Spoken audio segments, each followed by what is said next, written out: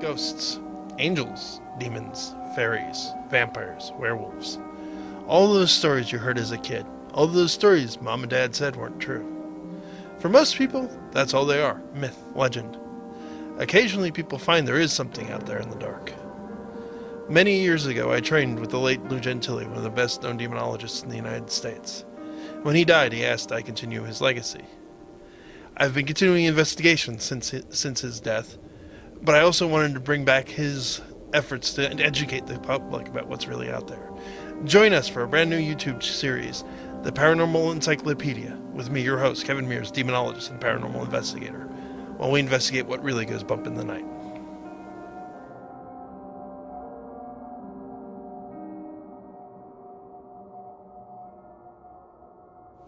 So, before you think this is all about doom and gloom, well, first of all, it is. Second of all, that is not entirely our purpose. We're here to entertain, we're here to tell you, and you're probably wondering who the hell I am. I'm not the demonologist. It's my job to ask questions, it's my job to be the skeptic. I've got some background in history, particularly about witches, but I'm here to hypothetically be your voice. I'm Drew. Welcome to Paranormal Encyclopedia.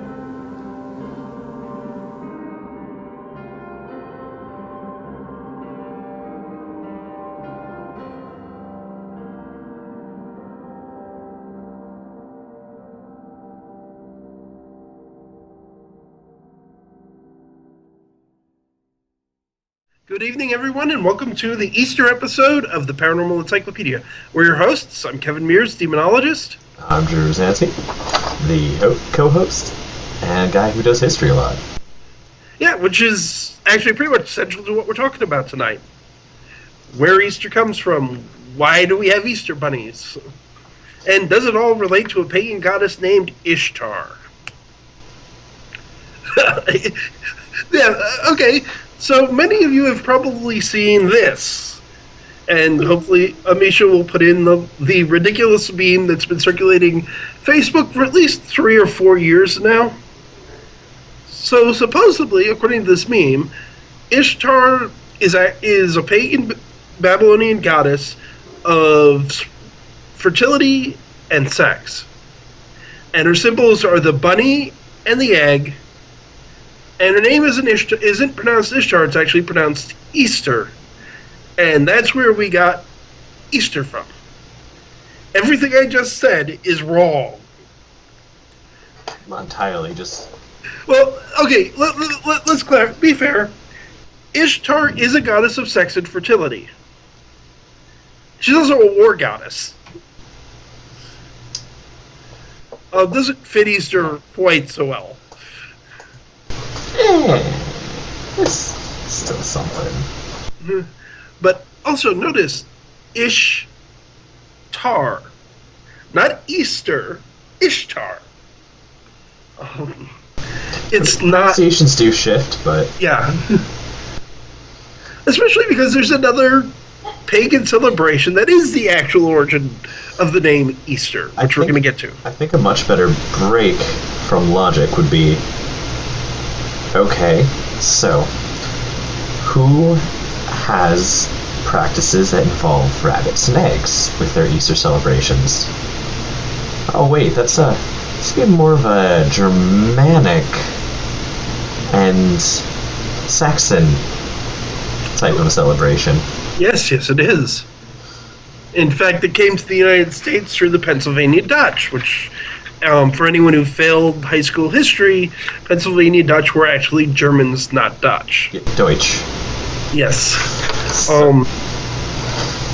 And yes, they have the Osterhaus, which would be the Easter Bunny. So the real question is, why would a bunch of Germans practice a holiday that relates to a Babylonian deity of war and love and sex when they have their own? It's a really good question. And to be clear, Easter is the English and a form of the German name for the holiday. So, and here's the other thing, and this is really quite crucial. So the meme that we showed earlier says that her symbols are the rabbit and the egg. No, they're not. Her symbols are the lion and the six-pointed star. But I thought lions are the same as rabbits. Well, rabbits can be pretty vicious. Let's keep in mind what your rabbit's called. She has earned her name. Cully has earned her name. She's caused far more bleeding than my cat has. I believe it. But, okay, so now that we've talked about that it's not Ishtar, you want to lead us in and talk about who or what Ostra is? So, Ostra or Yostra, which is just slight difference in pronunciation, is the Saxon deity, goddess of spring and light, which really fits that one a little bit better.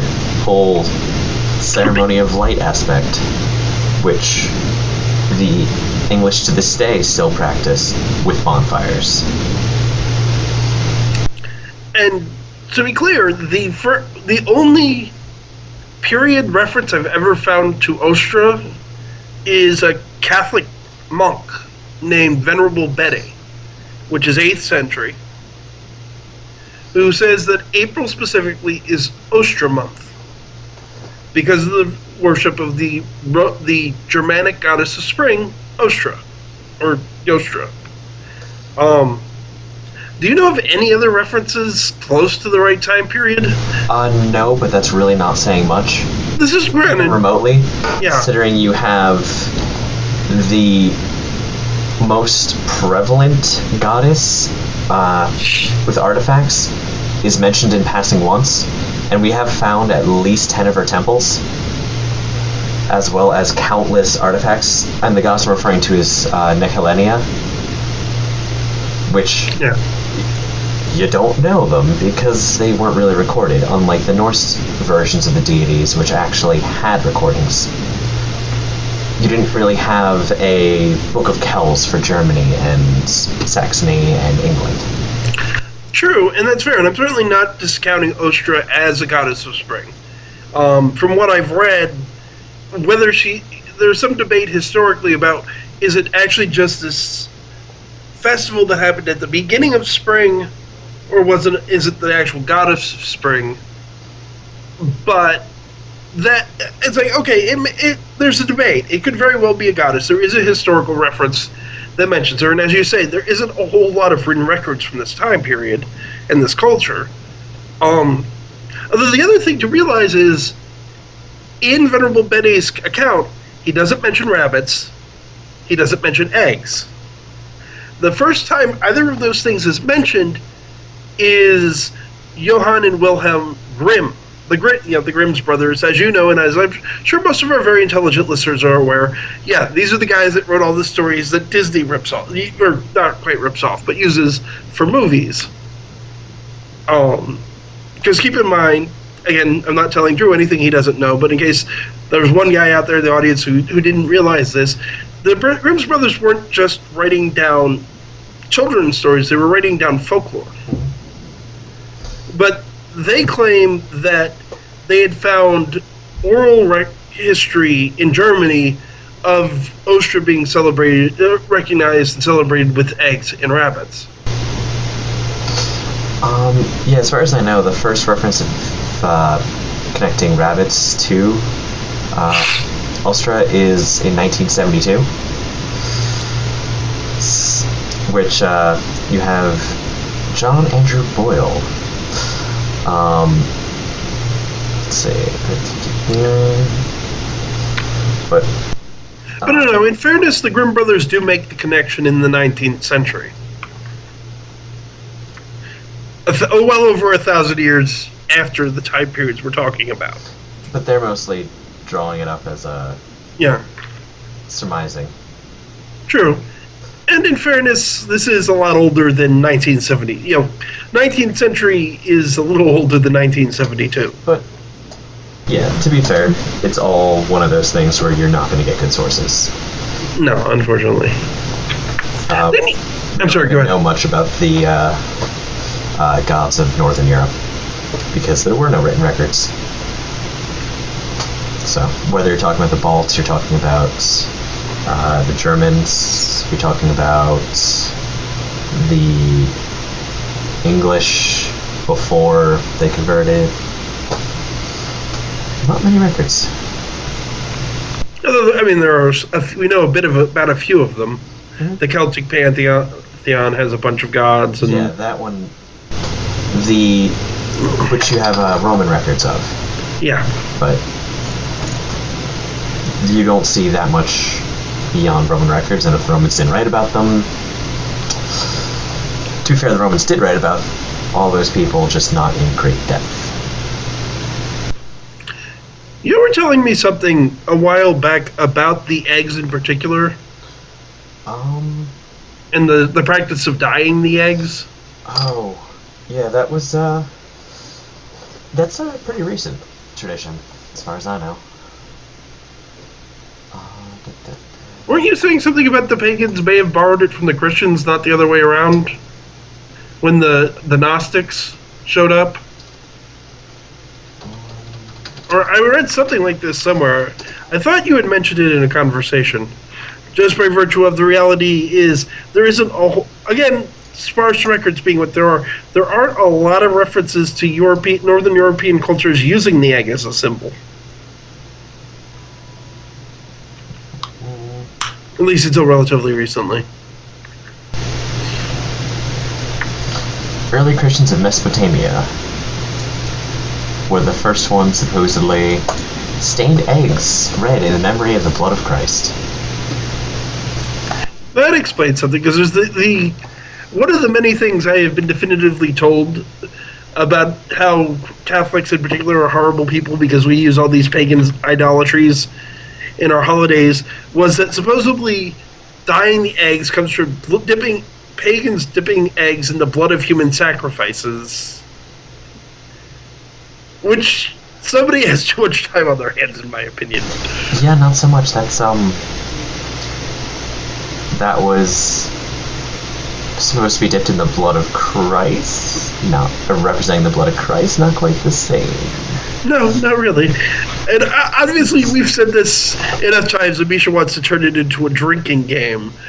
But, by all means, if anybody out there has some historical source that says otherwise, put it in the comments. I mean, but I haven't been able to find anything more than speculation by evangelicals that that's where it came from. Just like the idea that the mass murder of the Druids is the actual origin of the snakes out of Ireland. No, that's a very, very modern idea. Though I find it funny, I've actually met the guy whose idea it was to begin with, because he used to do Jeff Mock events. Although it is really unclear what it precisely is meant by snakes out of Ireland half the time. True. Because a lot of it's meant as symbolic, I'd hope. Otherwise, you literally have St. Patrick turning into a deer. That gets a little weird. Well, there's always St. Martin of Tours, who spent a period of time as a cow, and is the patron saint of alcohol, among other things. Of course he is. Are we certain that he just wasn't that drunk? That he was convinced he was a cow? Maybe. Although maybe everyone was just that drunk they were convinced he was a cow. He said it was a cow. They're drunk, maybe high on something. Sure, man, you're a cow!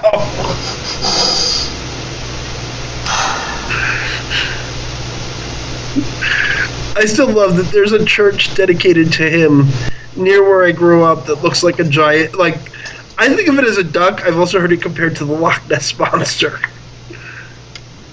We'll have to see if we can get a picture just to put up just for... I used to work at a hotel right down the street from it. when I was giving people directions, I'd say, look for the building that looks like a giant duck. And it worked.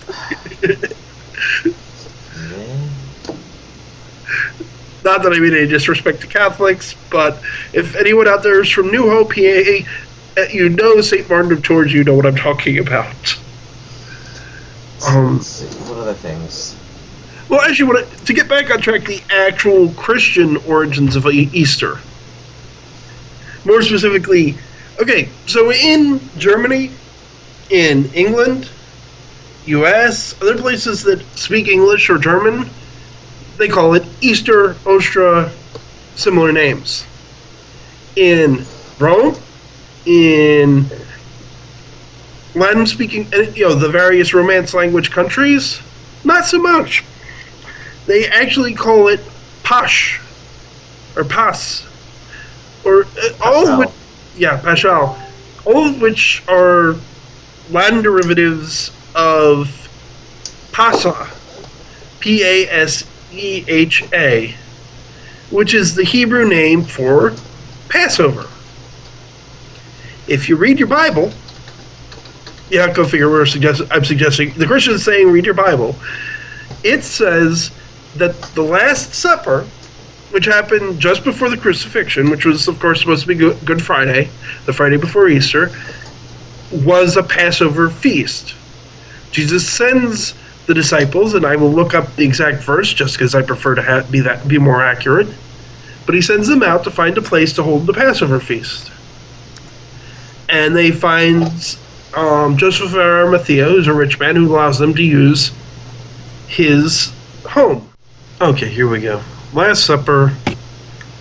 Okay, so you're going to find it in Mark 14, 13 through 16. That's the Last Supper. That sets up Easter. And up until the Council of Nicaea, which is the 4th century, records such as we have say Christians celebrated Easter immediately after Passover, which admittedly moves around because, as anyone who's familiar with Jewish holidays knows, Jewish holidays aren't necessarily going to be on fixed dates. Passover certainly isn't. It moves around every year. They have a different calendar. It's a lunar calendar as opposed to a solar calendar, so it doesn't match up with our calendar. And lo and behold, the Council of Nicaea then moved it to the summer equinox. It's the Sunday after the summer equinox, which is more or less where it sits now. Just like when I talked about the origins of Christmas, the Orthodox Church... Spring equinox, not summer? Yes, thank you, sorry, spring equinox. I just want to make sure we don't have it that wrong. Middle of summer. Yeah. But just like in Russian Orthodox and the other Orthodox religions, they practice Christmas on a completely different date, which is January 6th. They practice Easter on an even wider spreading date than we do. It can fall anywhere from March to May, apparently. Leading my Orthodox boss and friend, calling Christmas on December 25th fake Christmas and Easter fake Easter because it's not the Orthodox version of the holiday. So, should we get into the various imagery? Yes. And the meanings? So, what's the Christian explanation for eggs? Not the dying, but why eggs?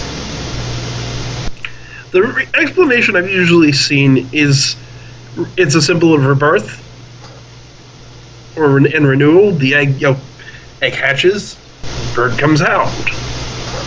Similarly, rabbits. Do you see rabbits during the winter? Nope. Generally not. Sometimes, but that means the rabbits screwed up and didn't bring in enough food. They disappear, and then they show back up with more of them. Thus, they're symbol of springtime and rebirth. So, and It just makes me sad when you think bears do this too, but I've never heard of the Easter bear. there should be an Easter bear. Yes, there should. They should just bring it out of a cave, let the little kids pet it, get eaten. I'm just seeing a big, like, grizzly bear with Easter bunny ears. And if somebody out there has some artistic talent and wants to draw that, we will happily add it to a future video. Assuming we can't find it already.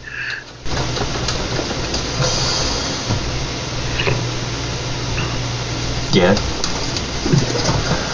Let's see. So, generally we'll go back to the whole argument of, oh, well, it's a pagan thing. Go back to the St. Patrick's bit.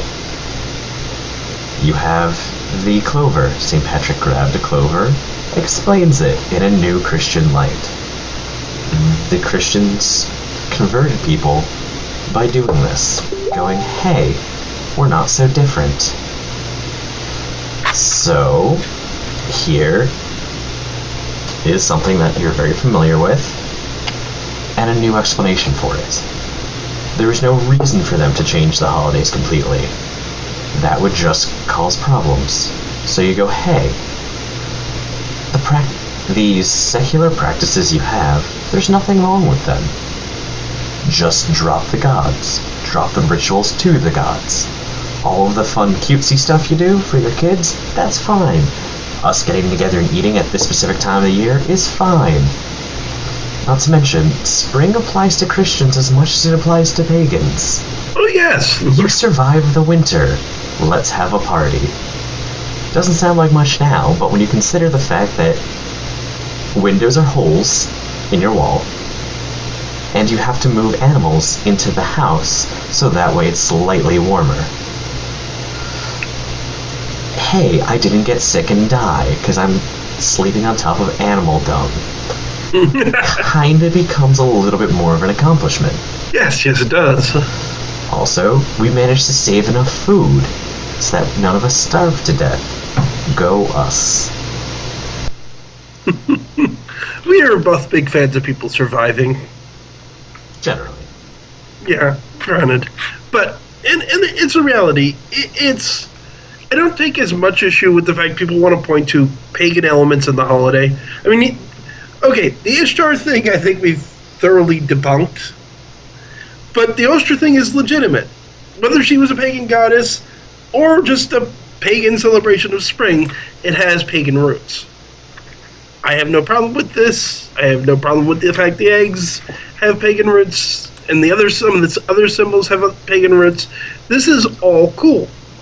Yeah, just recognize it's not an inherently pagan holiday.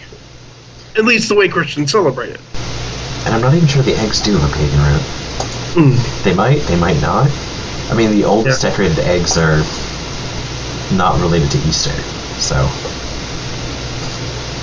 It may be one of those things that goes so far back it's hard to know for sure where it comes from. But it's the reality of dismissing, and Christians do this at least as much as non-Christians. If you listen to the evangelicals, dismissing Easter as just as a pagan holdover isn't accurate. There's elements that are borrowed, but keep in mind they didn't originally call it Easter. They called it essentially Passover. And that's true for at least 300, it was celebrated after Passover for 300 years before Nicaea changed it. And I agree with you, it's not that unreasonable. It's like, we're not picking a single fixed day for it anyway. Okay, we want to separate ourselves from the Jews a little bit, and as we're our own thing, okay, we're going to pick the equinox, the spring equinox instead. Hey, it helps us convert a bunch of pagans at the same time? Yeah. Even better.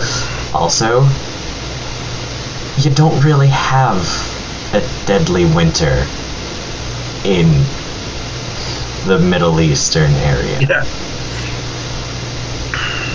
You have a shift in rainfall and a slight shift in temperature. You don't have a 80-degree shift in temperature. Yeah.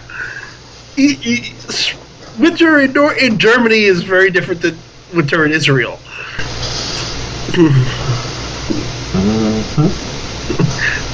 So, spring celebrations become a little bit more important in areas that have more specific requirements. Like not dying. Yeah.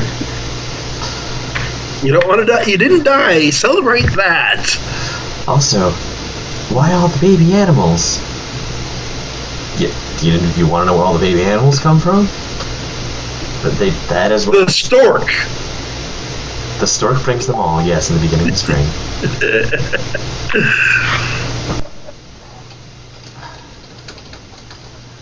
That's something I always meant to look up. Why do we associate bringing babies with storks?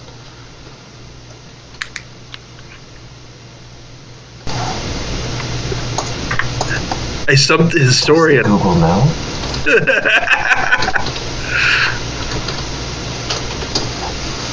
Da-da-da-da-da. Ba-ba-da-ba-da. Ba-da-ba-da-ba-da-ba-da. Greek mythology. They stole babies. Nice! So, we go from storks steal babies to storks bring babies. I love it. Which, when you think it's true, has some really disturbing implications about this whole idea that a stork is going to bring your baby. So the stork steals somebody else's baby and brings it to you.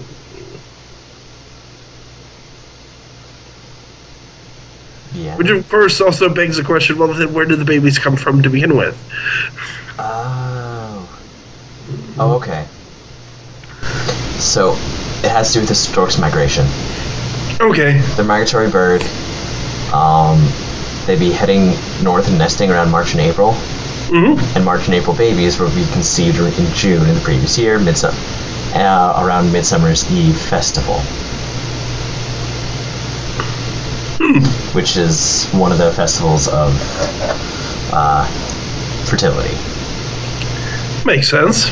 So you have higher percentage of babies being born then, while the storks are coming, therefore storks bring the babies. That's at least with this one website that I don't know if it's reliable on whatsoever is saying, and it makes sense, but...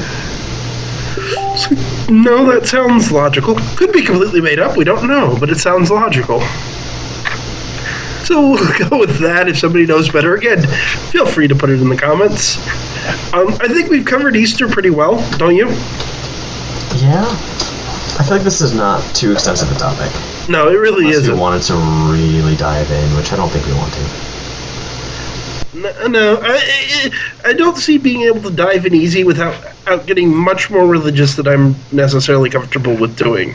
We're a lot more specific in historical practices and anthropological practices and what different societies do for Easter.